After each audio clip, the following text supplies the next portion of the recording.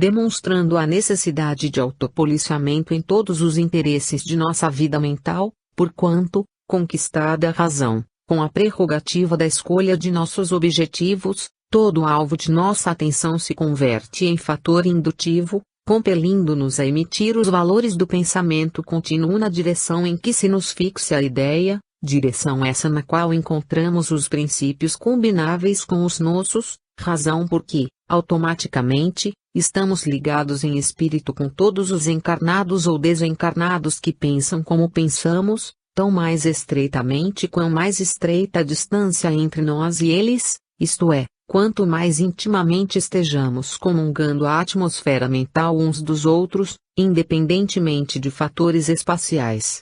Uma conversação, essa ou aquela leitura, a contemplação de um quadro, a ideia voltada para certo assunto, um espetáculo artístico, uma visita efetuada ou recebida, um conselho ou uma opinião representam agentes de indução, que variam segundo a natureza que lhes é característica, com resultados tanto mais amplos quanto maior se nos faça fixação mental ao redor deles.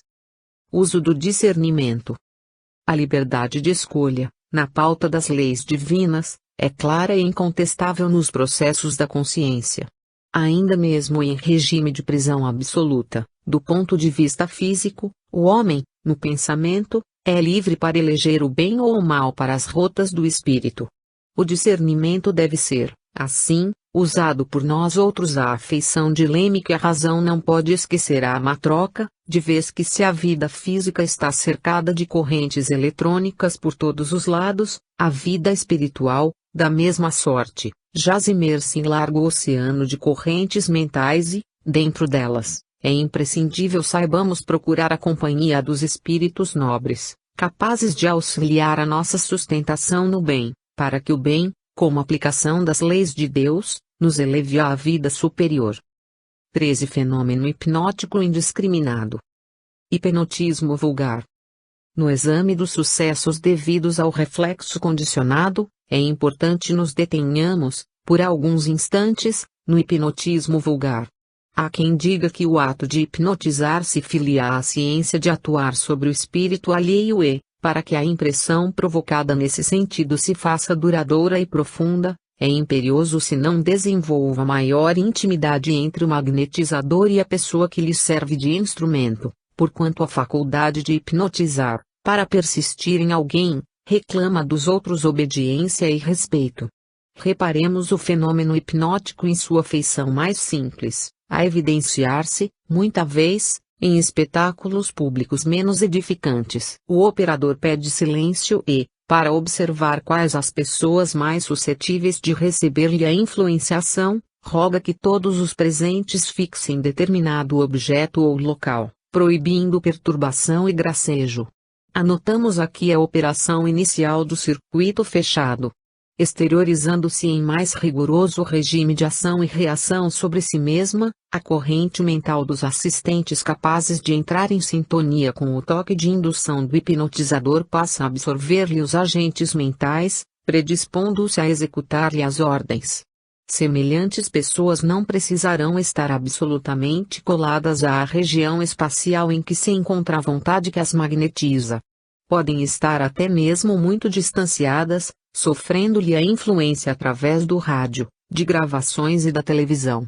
Desde que se rendam, profundamente, à sugestão inicial recebida, começam a emitir certo tipo de onda mental com todas as potencialidades criadoras da ideação comum, e ficam habilitadas a plasmar as formas pensamentos que lhes sejam sugeridas. Formas essas que, estruturadas pelos movimentos de ação dos princípios mentais exteriorizados, reagem sobre elas próprias, determinando os efeitos ou alucinações que lhes imprima a vontade a que se submetem. Temos aí a perfeita conjugação de forças ondulatórias. Graus de passividade. Induzidos pelo impacto de comando do hipnotizador, os hipnotizados produzem oscilações mentais com frequência peculiar a cada um, oscilações essas que, partindo deles, entram automaticamente em relação com a onda de forças positivas do magnetizador, voltando a eles próprios com a sugestão que lhes é desfechada, estabelecendo para si mesmos o campo alucinatório em que lhe responderão aos apelos. Cada instrumento, nesse passo, após demonstrar obediência característica, revelar-se-á em determinado grau de passividade. A maioria estará em posição de hipnose vulgar, alguns cairão em letargia e alguns raros em catalepsia ou sonambulismo.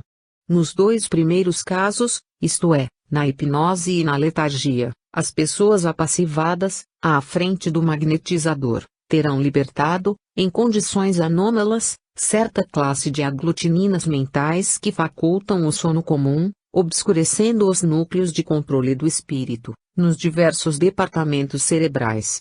Além disso, correlacionam-se com a onda motor da vontade a que se sujeitam, substancializando, na conduta que lhes é imposta, os quadros que se lhes apresentem.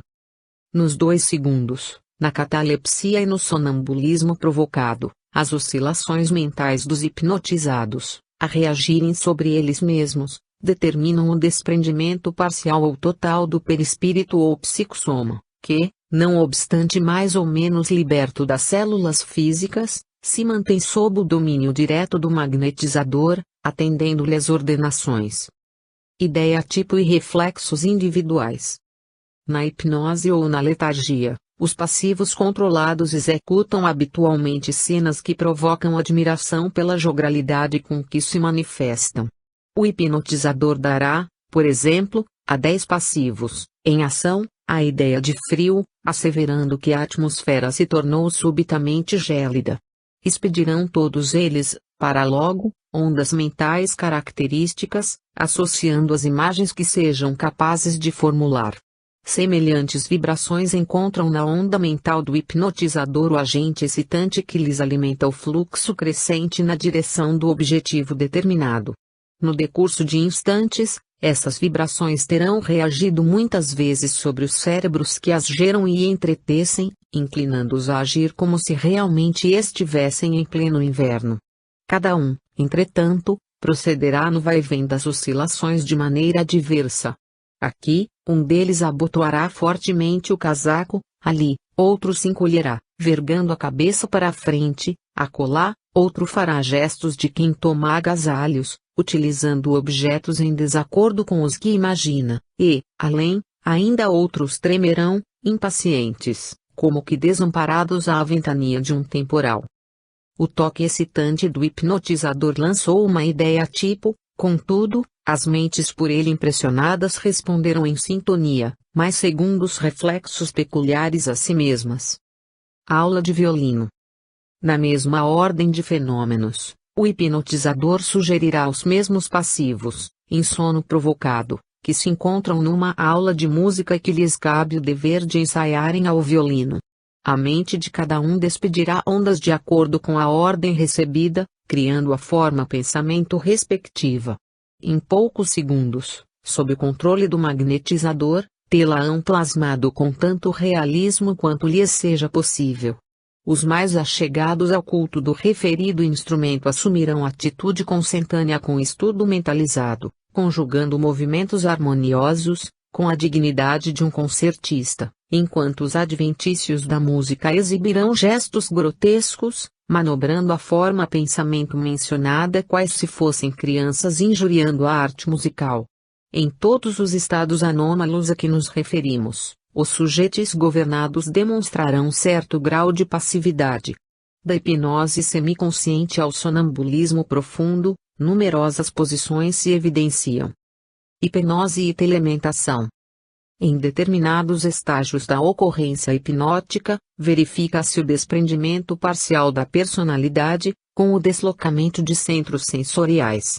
Ainda aí, porém, o hipnotizado, no centro das irradiações mentais que lhe são próprias, permanece controlado pela onda positiva da vontade a que se submete. Nessa condição, esse ou aquele passivo pode ainda representar o papel de suposta personalidade, conforme a sugestão que o magnetizador lhe incuta.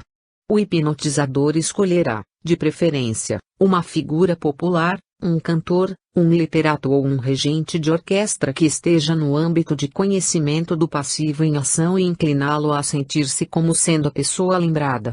Imediatamente sujeito estampará, no próprio fluxo de energia mental, a figura do artista, do escritor ou do maestro, de acordo com as possibilidades da própria imaginação, tomará da pena, erguerá a voz, ou empunhará a forma pensamento de uma batuta, por ele mesmo criada, manobrando os mecanismos da mente para substancializar a sugestão recebida.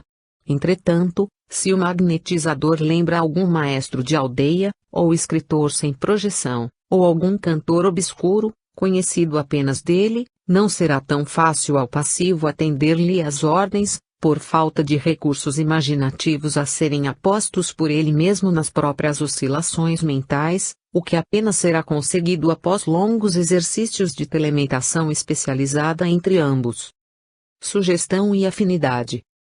Estabelecida a sugestão mais profunda, o hipnotizador pode traçar ao sujeito, com pleno êxito, essa ou aquela incumbência de som menos importância, para ser executada após desperte do sono provocado, seja oferecer um lápis ou um copo d'água a certa pessoa, sugestão essa que por seu caráter elementar é absorvida pela onda mental do passivo, em seu movimento de refluxo, incorporando-se-lhe, automaticamente, ao centro da atenção, para que a vontade lhe dê curso no instante preciso.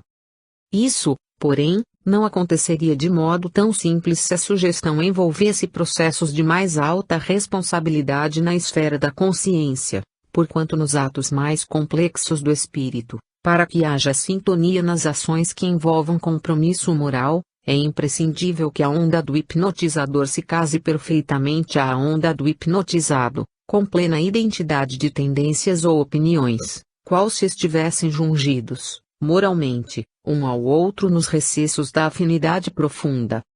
14. Reflexo condicionado específico. Pródromos da hipnose. Após observarmos o fenômeno do hipnotismo num espetáculo público, imaginemos que o magnetizador seja um homem digno de respeito, capaz de nutrir a confiança popular. Suponhamos seja ele procurado por um cidadão qualquer, portador de doença nervosa, desejoso de tratar-se pela hipnose.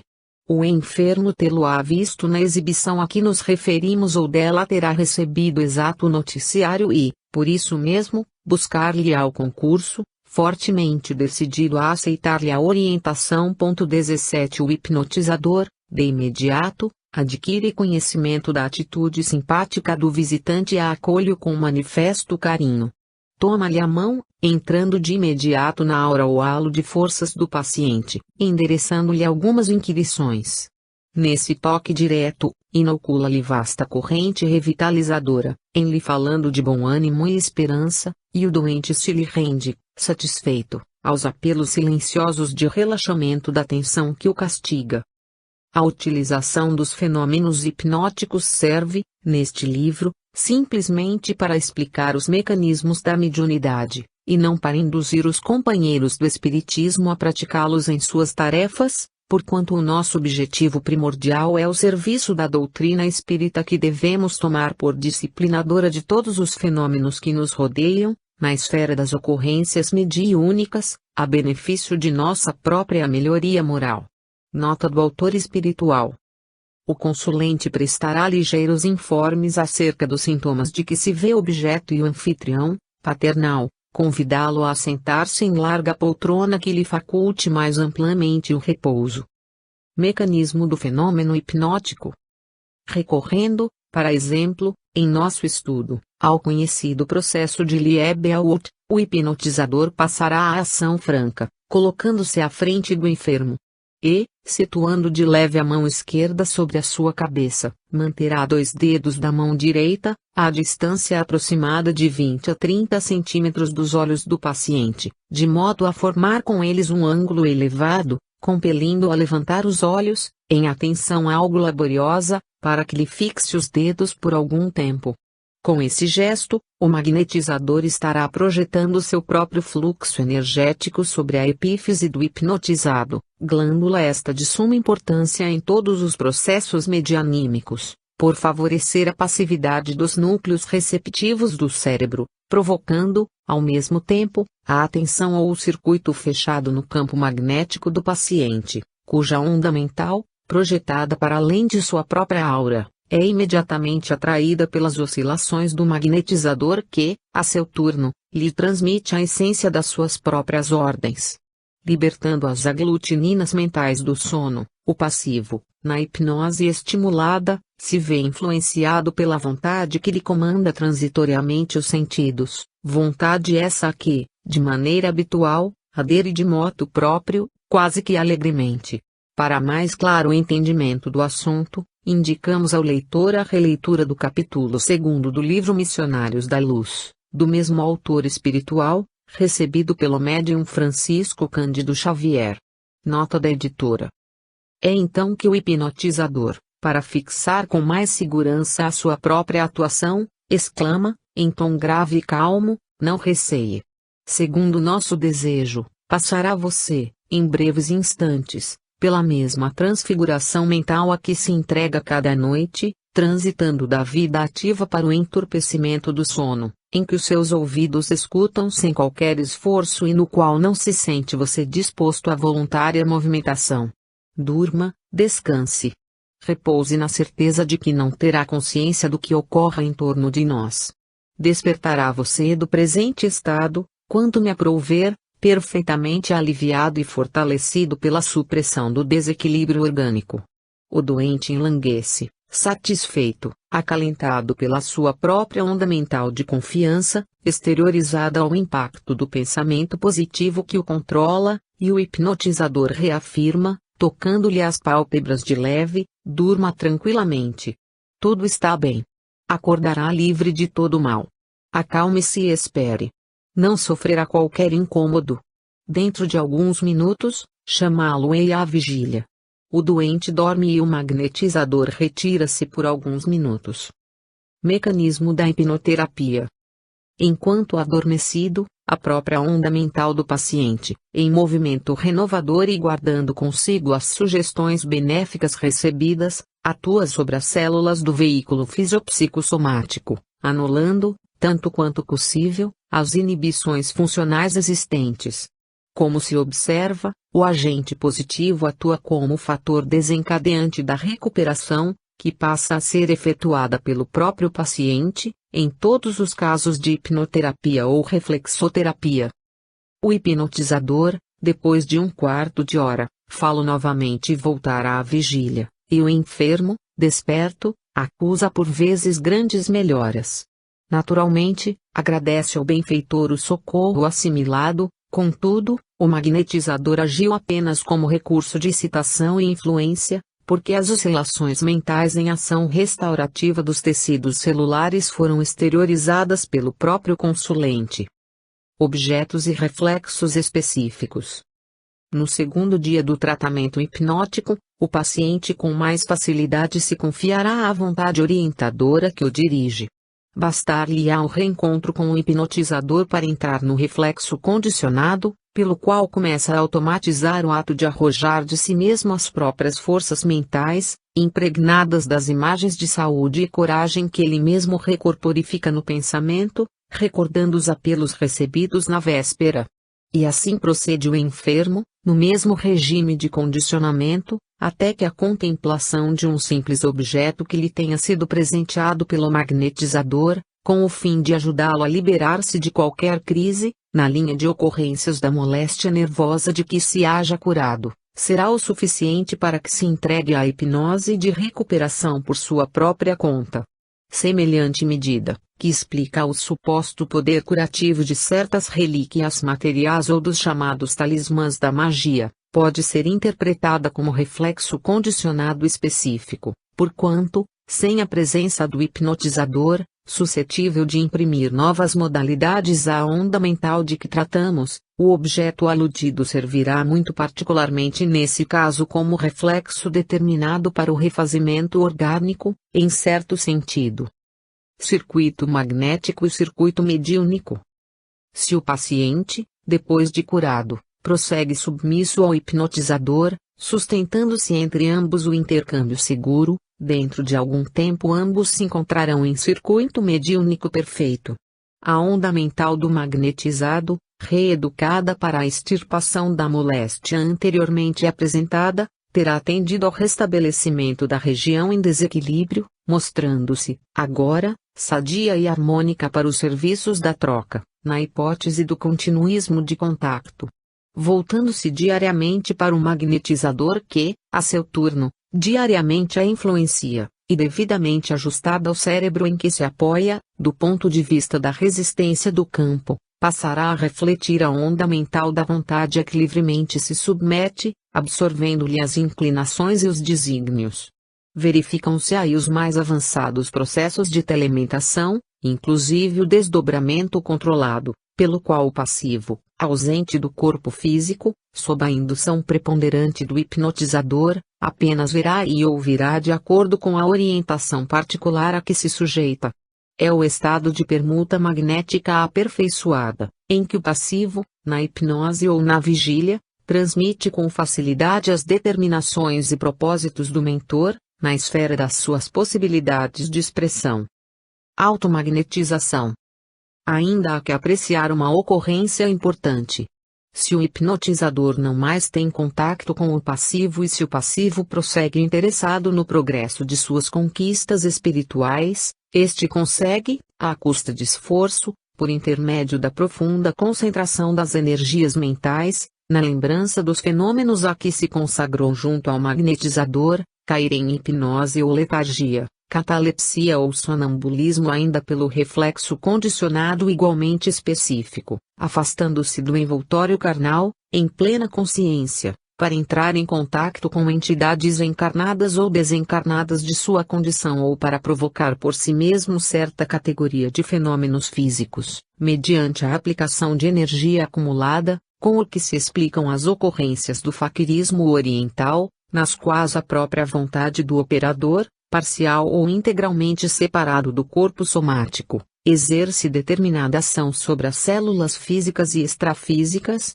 estabelecendo acontecimentos inabituais para o mundo rotineiro dos 5 sentidos. 15 Cargas elétricas e cargas mentais. Experiência vulgar.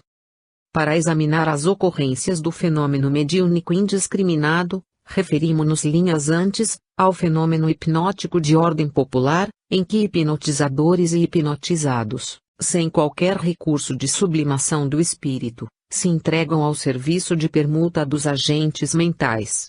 Contudo, para gravar as linhas básicas de nosso estudo, recordemos a propagação indeterminada dos elétrons nas faixas da natureza.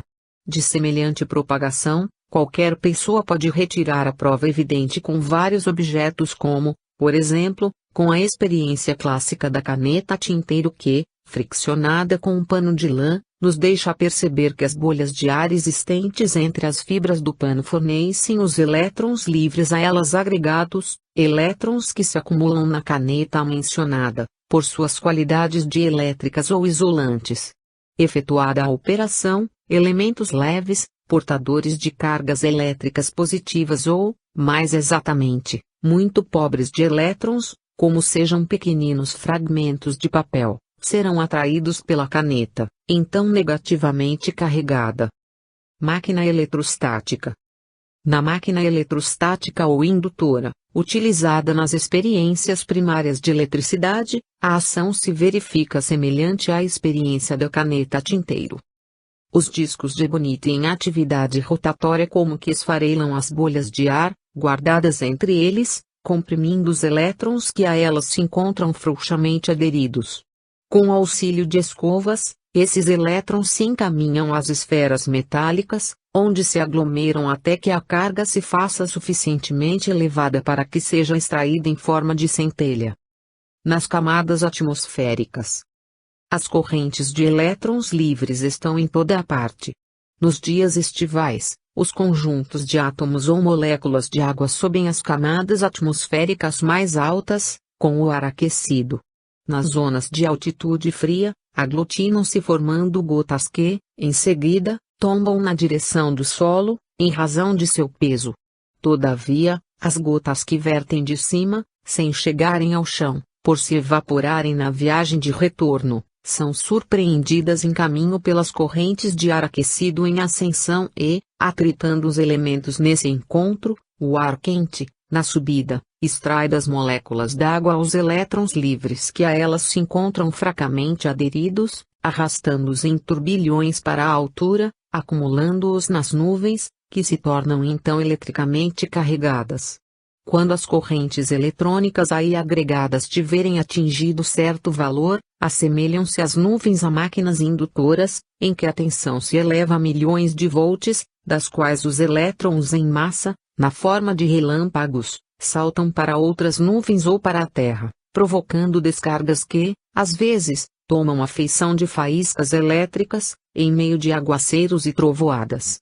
Em identidade de circunstâncias, quando o planeta terrestre se encontra na direção de explosões eletrônicas partidas do Sol, cargas imensas de elétrons perturbam o campo terrestre, responsabilizando-se pelas tempestades magnéticas que afetam todos os processos vitais do globo, a existência humana inclusive, porquanto costumam desarticular as válvulas microscópicas do cérebro humano, impondo-lhes alterações nocivas, tanto quanto desequilibram as válvulas dos aparelhos radiofônicos, prejudicando-lhes as transmissões.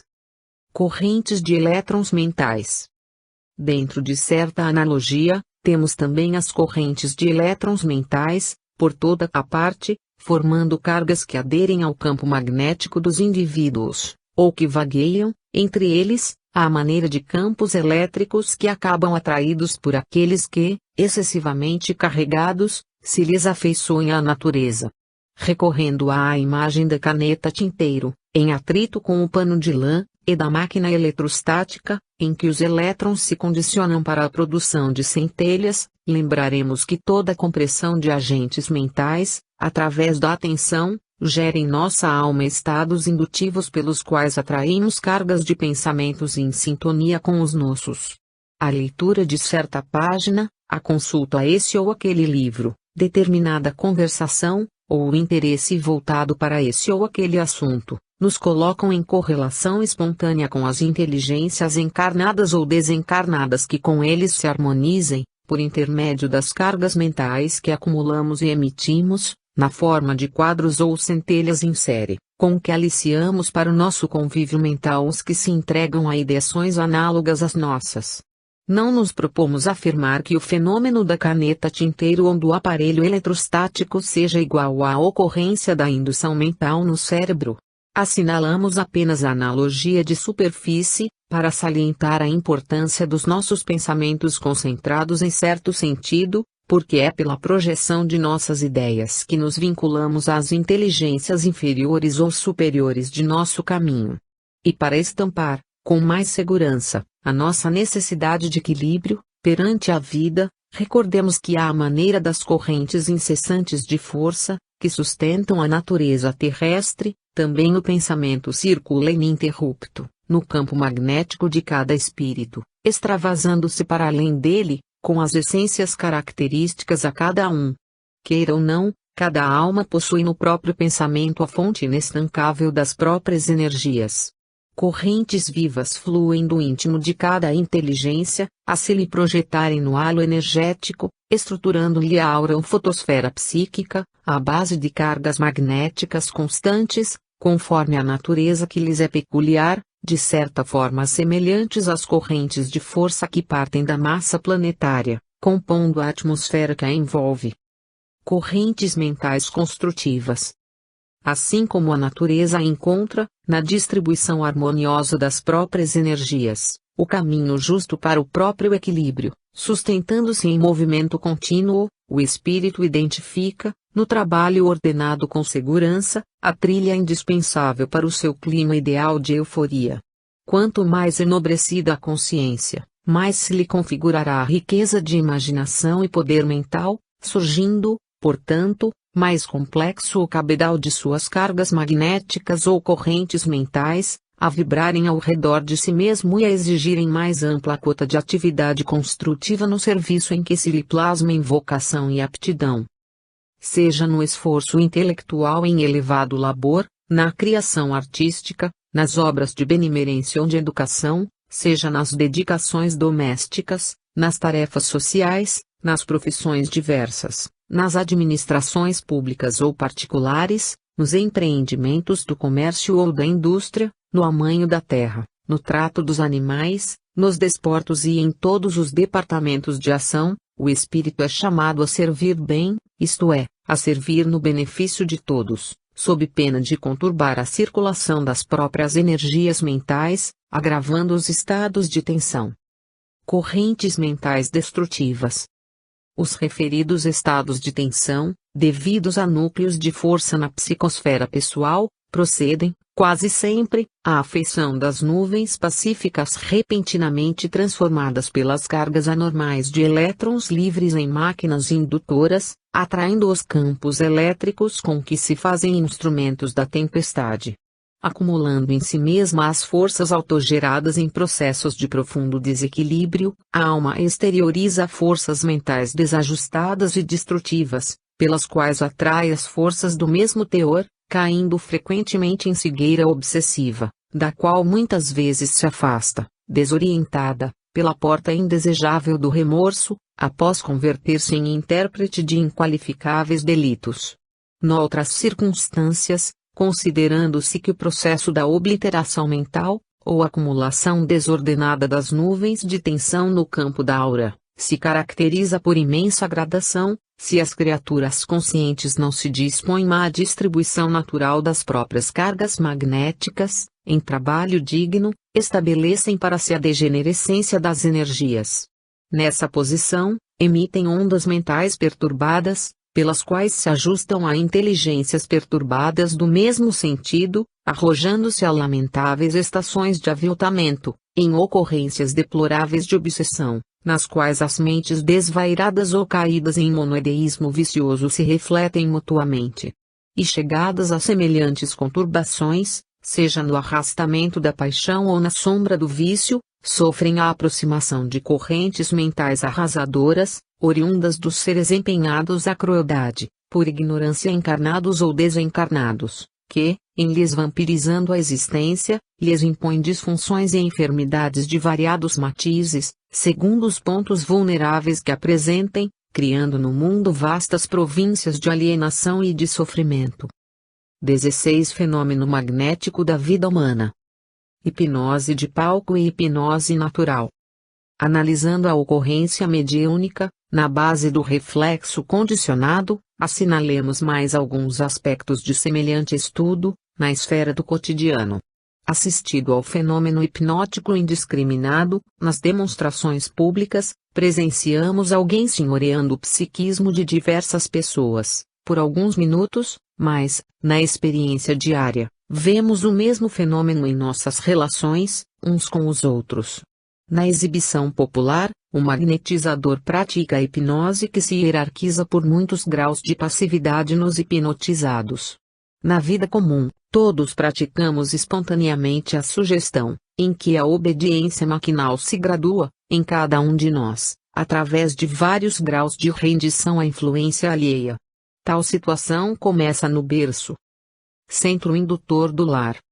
O lar é o mais vigoroso centro de indução que conhecemos na Terra.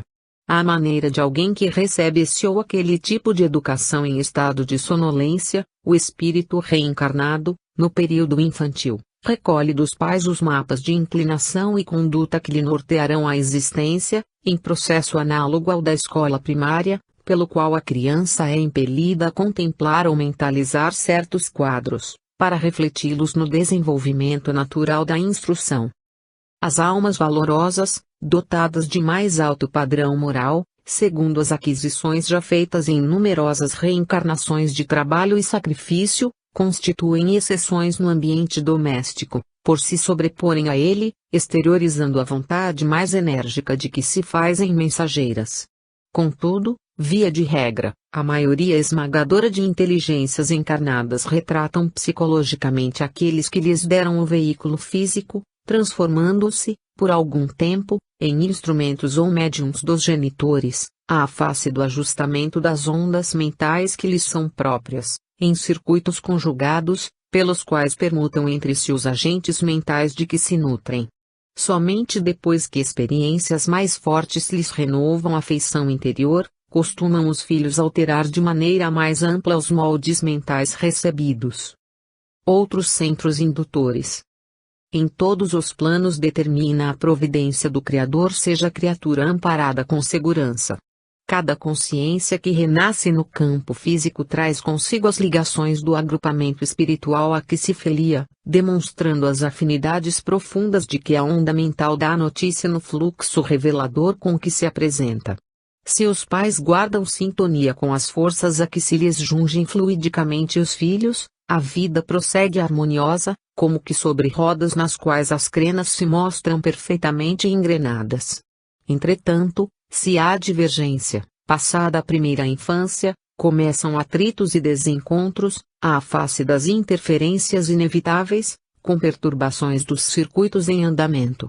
Surgem as incompatibilidades e disparidades que a genética não consegue explicar. Enredados à influência de companheiros que permanecem fora do vaso fisiológico, os filhos, nessas circunstâncias, evidenciam tendências inquietantes, sem que os genitores consigam reivindicar a autoridade de que se revestem. Todavia, a escola edificante espera-os, nas linhas da civilização, para restaurar-lhes, desde cedo, as noções de ordem superior, diante da vida, exalçando os conceitos de elevação moral, imprescindíveis ao aprimoramento da alma. Transfiguram-se, então, os mestres comuns em orientadores dos aprendizes que, se atentos ao ensino, se fazem médiuns temporários das mentes que os instruem, através do mesmo fenômeno de harmonização das ondas mentais, porquanto o professor, ensinando, torna mais lentas as oscilações que despede, enquanto que os alunos, aprendendo, fazem mais curtas as oscilações que lhes são peculiares, verificando-se o necessário ajuste de nível para que a permuta dos agentes espirituais se faça com segurança. Os discípulos que fogem deliberadamente ao dever da atenção, relaxando os compromissos que abraçam, permanecem ausentes do benefício, ligados a circuitos outros que lhes retardam a marcha na direção da cultura, por desertarem dos exercícios que lhes favoreceria mais dilatada iluminação íntima. E, além da escola, surgem, para os rebentos do lar terrestre, as obrigações do trabalho profissional em que a personalidade segue no encalço da vocação ou soma de experiência que já conquistou na vida. Cada oficina de ação construtiva, seja qual for a linha de serviço em que se expresse, é novo educandário para a criatura em lide no campo humano, em que a chefia, a escalonar-se através de condutores diversos, convoca os cooperadores, nos vários círculos da subalternidade, ao esforço de melhoria e sublimação. Ainda aqui, vemos, por intermédio da mesma ocorrência de harmonização mental, os que orientam, erguidos à condição de espíritos protetores, e os que obedecem, transformados em instrumentos para determinadas realizações. Todos somos médiuns. Nos centros de atividade referidos em nosso estudo, encontramos o reflexo condicionado e a sugestão como ingredientes indispensáveis na obra de educação e aprimoramento. Urge reconhecer que a liberdade é tanto maior para a alma quanto maior a parcela de conhecimento que se lhe depite no livro da existência. Por isso mesmo, quanto mais crescem possibilidades, nesse ou naquele sentido, mais se lhe desdobram caminhos à visão, constrangendo-a a vigiar sobre a própria escolha. Mais extensa a mordomia, responsabilidade mais extensa. Isso acontece porque, com a intensificação de nossa influência, nesse ou naquele campo de interesses, mais persistentes se fazem os apelos em torno, para que não nos esqueçamos do dever primordial a cumprir. Quem avança está invariavelmente entre a vanguarda e a retaguarda, e a romagem para Deus é uma viagem de ascensão. Toda subida, quanto qualquer burilamento, pede suor e disciplina. Todo estacionamento é repouso instante. Somos todos, assim, médiuns, a cada passo refletores das forças que assimilamos, por força de nossa vontade, na focalização da energia mental. Perseverança no bem. É imprescindível recordar um impositivo da perseverança no bem. O comprazimento nessa ou naquela espécie de atitude ou companhia, leitura ou conversação menos edificantes, estabelece em nós o reflexo condicionado pelo qual inconscientemente nos voltamos para as correntes invisíveis que representam. É desse modo que formamos hábitos indesejáveis pelos quais nos fazemos pasto de entidades vampirizantes, acabando na feição de arcabouços vivos para moléstias fantasmas. Pensando ou conversando constantemente sobre agentes enfermiços, quais sejam a acusação indébita e a crítica destrutiva, o deboche e a crueldade, incorporamos de imediato a influência das criaturas encarnadas e desencarnadas que os alimentam, porque o ato de voltar a semelhantes temas, contrários aos princípios que ajudam a vida e a regeneram, se transforma em reflexo condicionado de caráter doente, automatizando-nos a capacidade de transmitir tais agentes mórbidos, responsáveis por largo acervo de enfermidade e desequilíbrio. Gradação das obsessões. Muitas vezes, em nossos estados de tensão deliberada, inclinamo-nos para forças violentas que se nos insinuam no halo psíquico, aí criando fermentações infelizes que resultam em atitudes de cólera arrasadora, pelas quais, desprevenidamente, nos transformamos, na vida, em médiums de ações delituosas, arrastados nos fenômenos de associação dos agentes mento-eletromagnéticos da mesma natureza, semelhantes aos que caracterizam as explosões de recursos químicos, nas conhecidas reações em cadeia. É assim que somos, por vezes, loucos temporários, grandes obsidiados de alguns minutos, alienados mentais em marcadas circunstâncias de lugar ou de tempo, ou, ainda, doentes do raciocínio em crises periódicas, médiums lastimáveis da desarmonia, pela nossa permanência longa em reflexos condicionados viciosos, adquirindo compromissos de grave teor nos atos menos felizes que praticamos, semi-inconscientemente, sugestionados uns pelos outros, porquanto, perante a lei, a nossa vontade é responsável em todos os nossos problemas de sintonia. 17 Efeitos físicos. Simbioses espirituais. Compreendendo-se que toda criatura se movimenta no seio das emanações que lhe são peculiares, intuitivamente perceberemos os processos simbióticos, dentro dos quais se efetua a influenciação das inteligências desencarnadas que tomam alguém para instrumento de suas manifestações. Muitas vezes, essa ou aquela individualidade, ao reencarnar, traz nos próprios passos a companhia invisível dessa ou daquela entidade com a qual se mostre mais intensamente associada em tarefas e dívidas diferentes. Harmonizados na mesma onda mental, é possível sentir-lhes a integração, qual se fossem hipnotizador e hipnotizado, em processo de ajustamento. Se a personalidade encarnada acusa possibilidades de larga desarticulação das próprias forças anímicas, encontramos aí a mediunidade de efeitos físicos, suscetível de exteriorizar-se em graus diversos. Eis porque comumente somos defrontados na Terra por jovens mal saídos da primeira infância, servindo de medianeiros a desencarnados menos esclarecidos que com eles se afinam, na produção dos fenômenos físicos de espécie inferior, como sejam batidas, sinais, deslocamentos e vozes de feição espetacular. É certo que semelhantes evidências do plano extrafísico se devam, de modo geral, a entidades de pouca evolução, porquanto, imanizadas aos médiums naturais a que se condicionam, entremostram-se entre os homens, à maneira de caprichosas crianças, em afetos e desafetos desgovernados, bastando, às vezes, simples intervenção de alguma autoridade moral, através da exortação ou da prece, para que as perturbações em andamento cessem de imediato.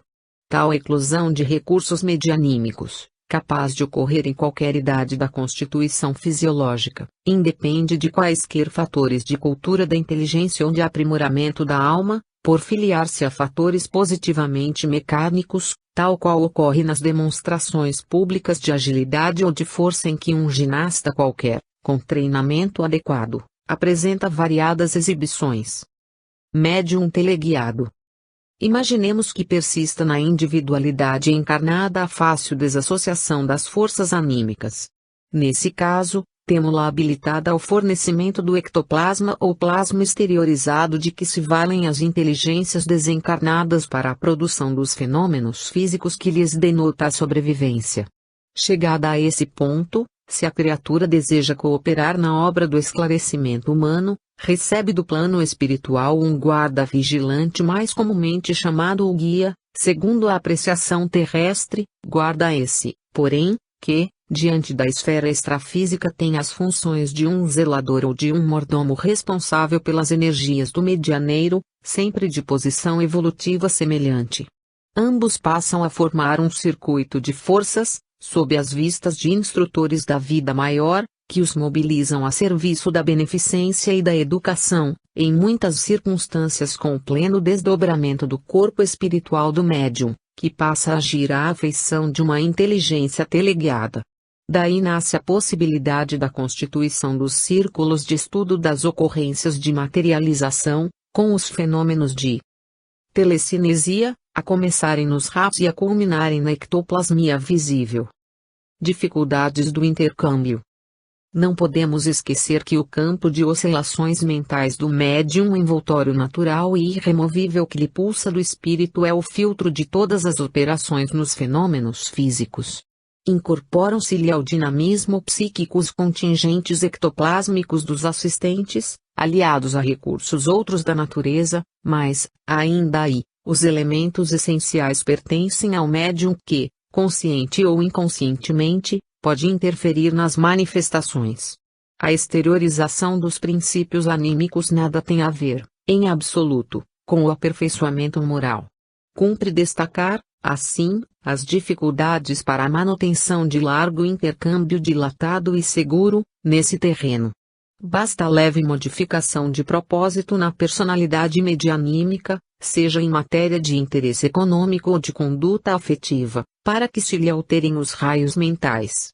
Verificada semelhante metamorfose, esboçam-se-lhe, na aura ou fulcro energético, formas pensamentos, por vezes em completo desacordo com o programa traçado no plano superior, ao mesmo tempo que perigos consideráveis assomam na esfera do serviço a fazer, de vez que a transformação das ondas mediúnicas imprime novo rumo à força exteriorizada, que, desse modo, em certas ocasiões, pode ser manuseada por entidades desencarnadas, positivamente inferiores, famintas de sensações do campo físico.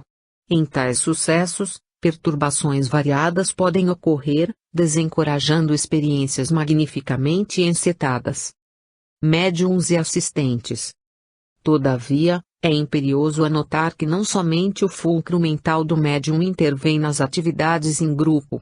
Cada assistente aí comparece com as oscilações que lhe são peculiares, tangenciando a esfera mediúnica em ação, e, se os pensamentos com que interfere nesse campo diferem dos objetivos traçados, com facilidade se erige, igualmente, em fator alternante, por insinuar-se, de modo indesejável, nos agentes de composição da obra esperada, impondo desequilíbrio ao conjunto, qual acontece ao instrumento desafinado numa orquestra comum. Disso decorrem os embaraços graves para o continuismo eficiente dos agrupamentos que se formam, na Terra, para as chamadas tarefas de materialização.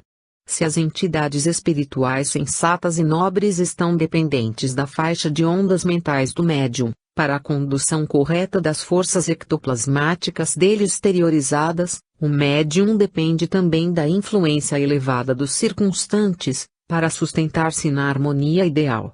É por isso que, se o medianeiro tem o espírito parcialmente desviado da meta a ser atingida, sem dificuldade se rende, invigilante, às solicitações dos acompanhantes encarnados, quase sempre imperfeitamente habilitados para os cometimentos em vista, surgindo, então, as fraudes inconscientes, ao lado de perturbações outras de que se queixam, aliás inconsideradamente, os metapsiquistas, pois lidando com agentes mentais, longe ainda de serem classificados e catalogados em sua natureza, não podem aguardar equações imediatas como se lidassem com simples números. Lei do campo mental. Lamentam-se amargamente os metapsiquistas de que a maioria dos fenômenos mediúnicos se encontram eivados de obscuridades e extravagâncias, e que, por isso mesmo, a doutrina da sobrevivência, para eles, se mostra repleta de impossibilidades. estabelecem exigências e, depois de atendidos, acusam a instrumentação medianímica de criar personalidades imaginárias, exageram a função dos chamados poderes inconscientes da vida mental, estranhando que a força psíquica, como recurso mediador entre encarnados e desencarnados, não procede na balança da observação humana à maneira, por exemplo, das combinações do cloro com o hidrogênio. Com referência ao assunto, é imperioso salientar que se desconhece ainda, no mundo, a lei do campo mental, que rege a moradia energética do espírito, segundo a qual a criatura consciente, seja onde for no universo, apenas assimilará as influências a que se afeiçoe. Cada mente é como se fora um mundo de per si, respirando nas ondas criativas que despede ou na psicosfera em que gravita para esse ou aquele objetivo sentimental, conforme os próprios desejos, sem o que a lei de responsabilidade não subsistiria. Um médium, ainda mesmo nas mais altas situações de amnésia cerebral, do ponto de vista fisiológico, não está inconsciente de todo, na faixa da realidade espiritual, e agirá sempre, nunca à feição de um automato perfeito, mas na posição de uma consciência limitada às possibilidades próprias e às disposições da própria vontade. Futuro dos fenômenos físicos. No entanto, devemos declarar que conhecemos, em vários países, alguns círculos de ação espiritual nos quais a sinergia das oscilações mentais entre médiums, assistentes e entidades desencarnadas se ergue a níveis convenientes, facultando acontecimentos de profunda significação, nas províncias do espírito, não obstante, até certo ponto, servirem apenas como índice de poder mental ou de simples informações sem maior proveito para a humanidade, tal mecanismo compreensivelmente fechado em que se encerram. A ciência humana, porém, caminha na direção do porvir. A nós, os espíritos desencarnados, interessa, no plano extrafísico, mais ampla sublimação, para que façamos ajustamento de determinados princípios mentais, com respeito à execução de tarefas específicas. E os encarnados interessa a existência em plano moral mais alto para que definam, com exatidão e propriedade, a substância ectoplasmática, analisando-lhe os componentes e protegendo-lhe as manifestações, de modo a oferecerem às inteligências superiores mais seguros cabedais de trabalho, equacionando-se, com os homens e para os homens, a prova inconteste da imortalidade. 18 Efeitos intelectuais. Nas ocorrências cotidianas. No estudo da mediunidade de efeitos intelectuais, podemos invocar as ocorrências cotidianas para ilustrar a nossa conceituação de maneira simples. Basta examinar o hábito, como cristalização do reflexo condicionado específico, para encontrá-la, a cada instante, nos próprios encarnados entre si. Tomemos o homem moderno buscando o jornal da manhã, e vê-lo-emos procurando o setor do noticiário com que mais sintonize. Se os negócios materiais lhe definem o campo de interesses imediatos, assimilará, automaticamente, todos os assuntos comerciais, emitindo oscilações condicionadas aos pregões e avisos divulgados. Formará, então, largos raciocínios sobre o melhor modo de amealhar os lucros possíveis e, se o cometimento demanda a cooperação de alguém, buscá-lo-á, incontinenti, na pessoa de um parente ou afeiçoado que lhe partilhe as visões da vida. O sócio potencial de aventura ouvir-lhe-á as alegações e, mecanicamente, absorver-lhe-á os pensamentos, passando a incorporá-los na onda que lhe seja própria, mentalizando os problemas e realizações previstos, em termos análogos. Cada um de per si falará na ação em perspectiva, com impulsos e resoluções individuais, embora a ideia fundamental lhe seja comum. Pelo reflexo condicionado específico, aurido através da imprensa, ambos produzirão raios mentais, subordinados ao tema em foco, comunicando-se intimamente um com o outro e partindo no encalço do objetivo. Suponhamos, porém, que o leitor se decida pelos fatos policiais. Avidamente procurará os sucessos mais lamentáveis e, finda a voluptuosa seleção dos crimes ou desastres apresentados, escolherá o mais impressionante aos próprios olhos, para nele concentrar a atenção. Feito isso, começará exteriorizando na onda mental característica os quadros terrificantes que lhe nascem do cérebro, plasmando a sua própria versão, ao redor dos fatos ocorridos. Nesse estado de ânimo, atrairá companhias simpáticas que, em lhe escutando as conjecturas, passarão a cunhar pensamentos da mesma natureza, associando-se-lhe à maneira íntima de ver, não obstante cada um se mostre em campo pessoal de interpretação. Daí a instantes, se as formas pensamentos fossem visíveis ao olhar humano, os comentaristas contemplariam no próprio agrupamento o fluxo tóxico de imagens deploráveis, em torno da tragédia, a lhes nascerem da mente no regime das reações em cadeia, espraiando-se no rumo de outras mentes interessadas no acontecimento infeliz. E, por vezes, semelhantes conjugações de ondas desequilibradas culminam em grandes crimes públicos, nos quais espíritos encarnados, em desvario, pelas ideias doentes que permutam entre si, se antecipam às manifestações da justiça humana, efetuando atos de extrema ferocidade, em canibalismo franco, atacados de loucura coletiva, para, mais tarde, responderem às silenciosas arguições da lei divina, cada qual na medida da colaboração própria, no que se refere à extensão do mal. Mediunidade ignorada. Na pauta do reflexo condicionado específico, surpreendemos também vícios diversos, tão vulgares na vida social, como sejam a maledicência, a crítica sistemática, os abusos da alimentação e os exageros do sexo. Esse ou aquele espírito encarnado, sob o disfarce de um título honroso qualquer, lança um motivo inconveniente numa reunião ou conversação, e quantos lhe aderem ao mote passam a lançar oscilações mentais no plano menos digno que lhes diga a respeito, plasmando formas pensamentos estranhas, entre as quais permanece o conjunto em comunhão temporária, do qual cada um se retira experimentando excitação de natureza inferior, à caça de presa para os apetites que manifeste. Como é fácil reconhecer, cada qual foi apenas influenciado de acordo com as suas inclinações, mas debita a si próprio os erros que venha a perpetrar, conforme a onda mental que deitou de si mesmo. Tais notas ajudam a compreender os mecanismos da mediunidade de efeitos intelectuais em que encarnados e desencarnados se associam nas manifestações da chamada metapsíquica subjetiva. Qual se observa nos efeitos físicos, a eclosão da força psíquica nos efeitos intelectuais pode surgir em qualquer idade fisiológica, verificando-se, muita vez, a simbiose entre a entidade desencarnada e a entidade encarnada desde o renascimento dessa última, pela ocorrência da conjugação de ondas. Em todos os continentes, podemos encontrar milhões de pessoas em tarefas dignas ou menos dignas, mais destacadamente os expositores e artistas da palavra, na tribuna e na pena, como veículos mais constantemente acessíveis ao pensamento senhoreadas por espíritos desenfaixados do liame físico, atendendo a determinadas obras ou influenciando pessoas para fins superiores ou inferiores, em largos processos de mediunidade ignorada, fatos esses vulgares em todas as épocas da humanidade. Mediunidade disciplinada.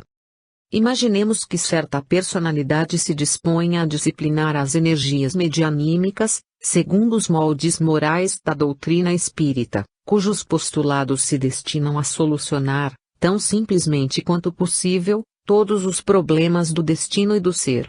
Admitida ao círculo da atividade espiritual, recolherá na oração o reflexo condicionado específico para exteriorizar as oscilações mentais próprias, no rumo da entidade desencarnada que mais de perto lhe comungue as ideações.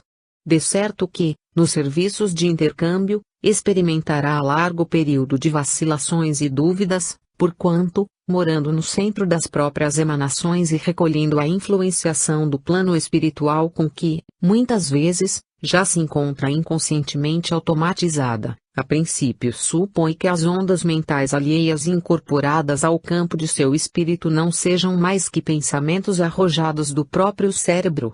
Ilhado no fulcro da consciência, de acordo com a lei do campo mental que especifica obrigações para cada ser guindado à luz da razão, habitualmente se tortura o medianeiro, perguntando, imponderado: se não deve interromper o chamado desenvolvimento mediúnico, já que não consegue, de imediato, discernir as ideias que lhe pertencem das ideias que pertencem a outrem, sem aperceber-se de que ele próprio é um espírito responsável, com o dever de resguardar a própria vida mental e de enriquecê-la com valores mais elevados pela aquisição de virtude e conhecimento.